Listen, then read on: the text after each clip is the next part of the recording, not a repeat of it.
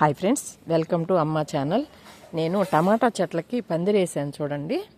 ఇదండి, ఇలాగ ఎందుకు వేసానంటే కింద ఇవి పొడవు అయ్యే కొద్దీ కర్రలు పెట్టుకోవచ్చు, కానీ కింద పడిపోతుంటాయి కదా. మాకు పంది కుక్కలు ఉన్నాయండి, టమాటాలు తినేస్తున్నాయి. బేర్ చెట్టు కూడా అక్కడ ఒక చెట్టు చచ్చిపోతే కూడా మళ్ళీ ఇంకో దగ్గర కూడా వేస్తే బాగా పిందెలు వచ్చిన చెట్టుని కట్ చేసేసాయి. చాలా బాధ అనిపించింది. దాన్ని నేను పెట్టలేదు వీడియో, ఎందుకంటే ఒకసారి పెట్టాం కదా, మళ్ళీ పెడితే ఇవేందబ్బాయి అప్పుడు పంది కుక్కలు కొరికేసాను పెడుతుందని అనుకుంటారని నేను పెట్టలేదు. రెండో చెట్టు కూడా అలాగే చంపేసాయండి.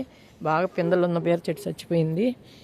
అందుకని నేను టమాటా చెట్లకి ఇలా పందిరేసాను అనమాట. ఇప్పుడు ఏంటంటే దీని పైకి వస్తాయి, కాయలు పైన ఉంటాయి అనమాట. అలా కాకుండా వదిలేసామంటే కింద పడిపోయాయంటే కింద వచ్చి టమాటాలు ఇలుకలు పందికుక్కలు తినేస్తున్నాయి. అందుకని ఇలాగేసాను. చూసారే వీడియో దండి. పందిరి చూడండి ఎలాగేసాను, నా చేత వచ్చిన వరకు వేసాను.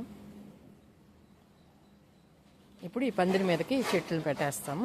మాకు ఊర్లో ఇలాగ వేస్తారండి. మా ఊరికి వెళ్తాను కదా, అక్కడ మా అన్న వాళ్ళు ఇలాగ వేసుంటారు పందిర్లు.